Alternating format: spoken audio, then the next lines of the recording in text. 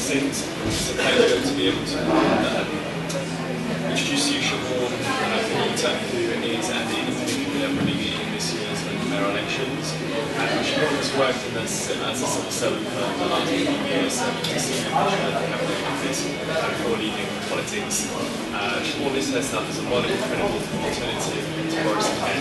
A working mum and born and bred Londoner who has to fight for Londoners, not political party, people, not politics. It's an absolute pleasure to introduce Siobhan, and now I'll pass over to Siobhan to the opportunity to go through her policies.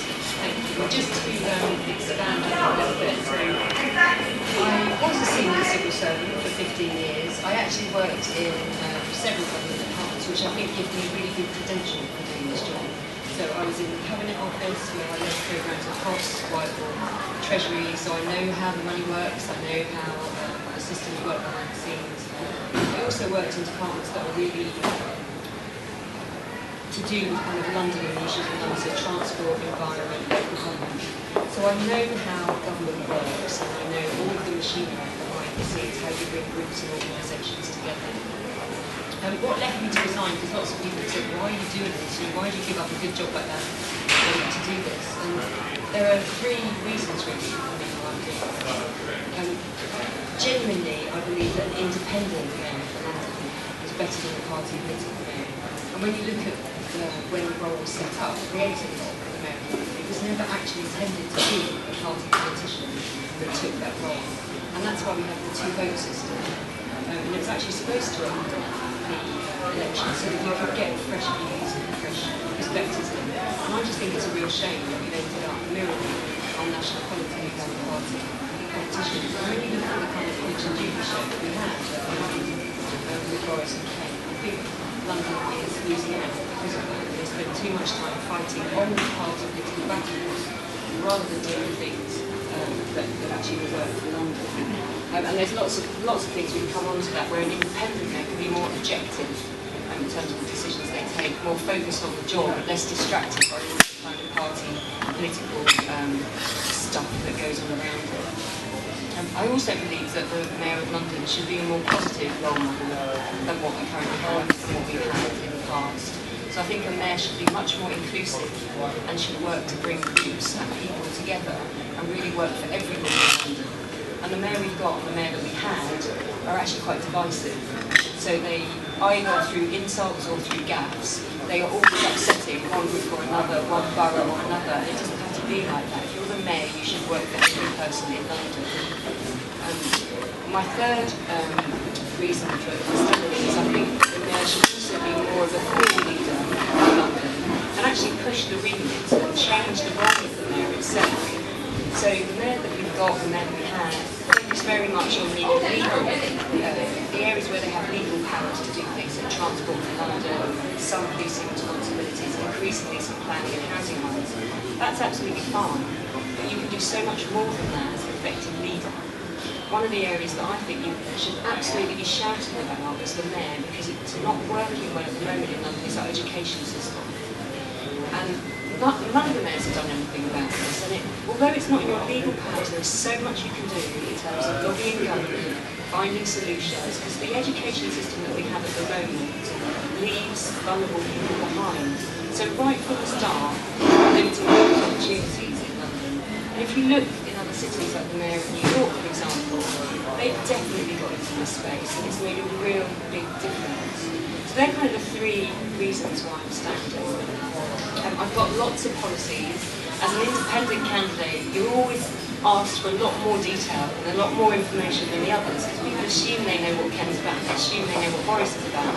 So right from the start, when I started running in January, people said, well, what are you going to do? What are you going to do? How are you going to pay for it? So I've got more policies on my website than any of the other candidates. So please, if you haven't already, I'm sure you all have before you came into it. If you haven't already, check out my website, just at siobhan4mayor.com, and you'll see, and you can ask me about any of those policies now. But to give you a few things that I think I'm focusing on that others aren't. So I am going to be announcing tomorrow, actually, there's going to be an article in the Metro tomorrow, we'll be putting out a press release about an education strategy for the mayor, where the mayor can really make a difference in terms of primary school capacity, in terms of transition to secondary school, and in terms of really focusing on the skills and the subjects that are going to make this generation of students employable in the future. I don't think we're doing enough on that.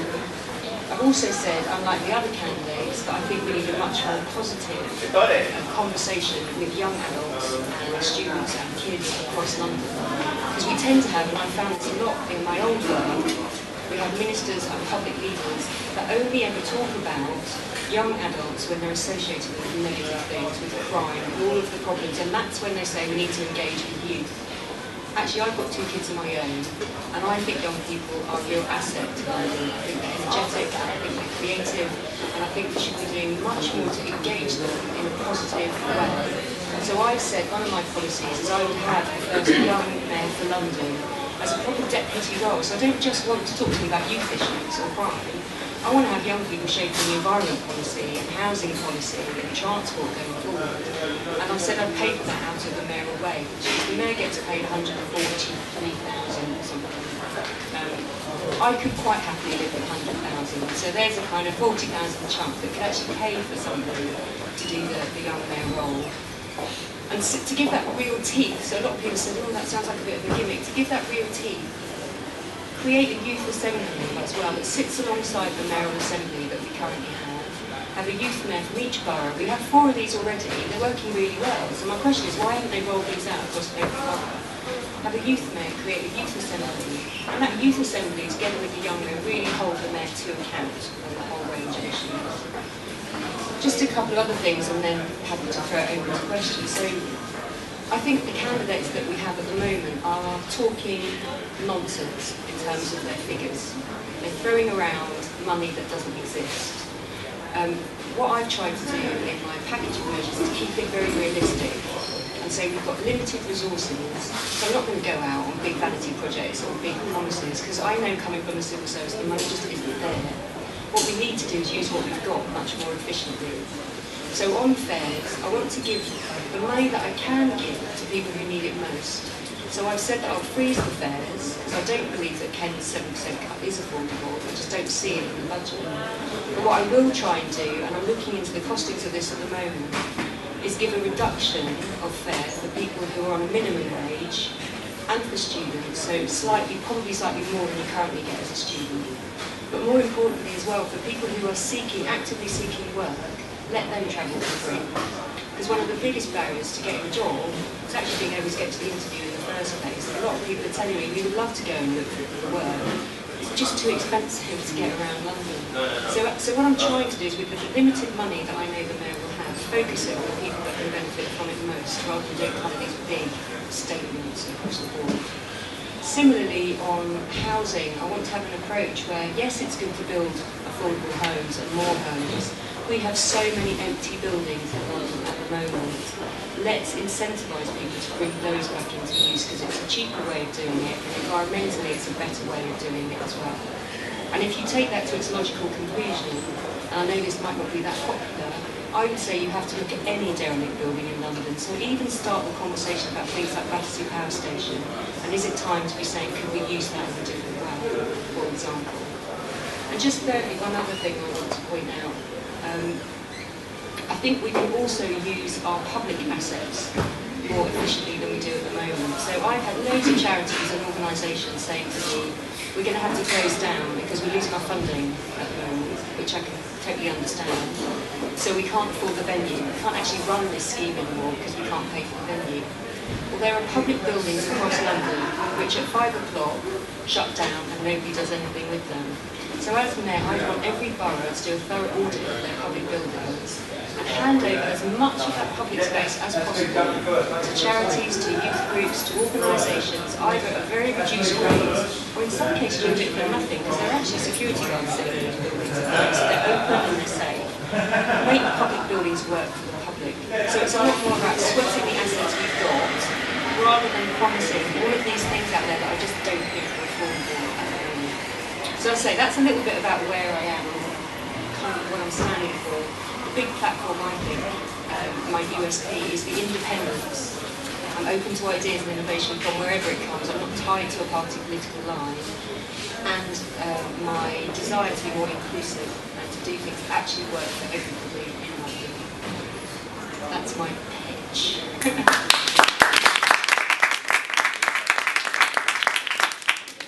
Thank you very much. Does anybody have any questions for Siobhan?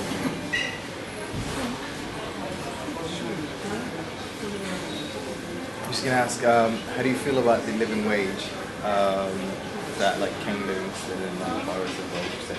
Yeah, I think any candidate is going to say they would absolutely support that. I think what you need to do as mayor is speed up organisations to sign up to this. I'm not going to do the kind of punch and lead thing. I think both Ken and Boris have done the right thing. Obviously, they supported it. So if anything, I think it's just let's go faster and get as many corporates and get as many small businesses signed up to it as possible. Thank you. Any other questions? Can I ask you about policing in London? What's your situation on that? Are there more funding, less funding, and more cops on the beat? Yeah, again, I'm sceptical about the numbers that are thrown around that you can just keep throwing more money at the police force. Like I said, I don't think the money exists. Yes, like all of the candidates, I will say you want to keep police numbers up, definitely. And the safer neighbourhood teams have been quite successful. So trying to move more police from back office into the safer neighbourhood teams, I will certainly support that, and that's in my manifesto that we would want that. Again, this may be my civil service background now. I think there is much more you can do to make the Met Police more efficient. And what they haven't done, they haven't had a proper efficiency review of the Met Police for years. Other politicians won't go near this because that rings alarm bells with the Met Police and they think you're going to strip numbers. That's not what I'm saying. What I'm saying is keep your numbers up, but look at how you can use the police more efficiently. So where you can be using civilians to do things, use civilians to do things. But there are all sorts of things in the way, I've got a lot of police officers as friends.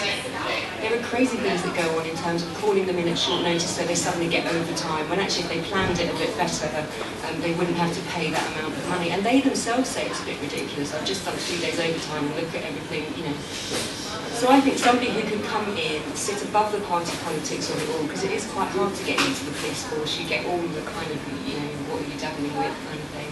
And just do a proper efficiency review of the systems and the processes that they have.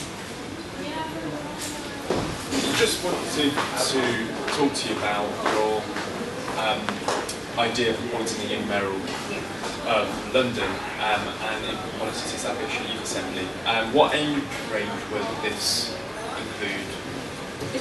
I've been talking about 18 to 25 because when we've looked into it, that's the kind of generation I think who are at the moment facing the most challenges. So disproportionately hit by all of the difficulties in London. So whether they've gone to university or not, looking for jobs, trying to afford living in London, all of those things are hitting that generation really hard. So that's where I've been focusing that. The youth mayors might be slightly younger. The youth mayors in each borough might be slightly younger. And do you think this is an opportunity to solve the youth problems that are currently occurring in London? Yeah, again, it's about trying to change the nature of the debate. I've seen so many brilliant organisations that are being run by young people across London, and I want to highlight all of those and say, for every negative thing you hear about, there are 50 brilliant things going on over here. And let's start sharing some of that good practice, and let's start talking youth up instead of putting it down all the time, because the mayor is building the next generation's future. So you have to engage, and you have to do it in a positive way. And we just don't have that at all. It's a complete gap in public, not just in the mayor's forest, in the world I came from. We associate youth, young people, with negative issues, and it's just wrong. Then just going back to your travel policies, also widening opportunity, you mentioned that you'd like help for those actively seeking work, and reduce fares for those on minimum wage. Where would you sit on students travelling? Same thing. I mean, the reduction of people on minimum wage, I do the same thing with students. And at the moment, you do get some reductions. Not on pay-as-you-go travel, only on weekly, monthly, yearly travel. Yeah. So this one, I would extend that to students. So whatever reductions I put in for people who are on the minimum wage, I think students should get the same. So hopefully, we're giving you more than you currently get, because I think with everything else that you're basically at the moment, you know, the more you can do to help, the better. And just finally, you want to introduce a free London Day, which gives free travel discounts, which you want to get subsidised by the city banks. But where do you sit on the reform of the city? I'd like to move the debate again. I think it's really easy for candidates to jump on the bandwagon of bashing all of the bankers.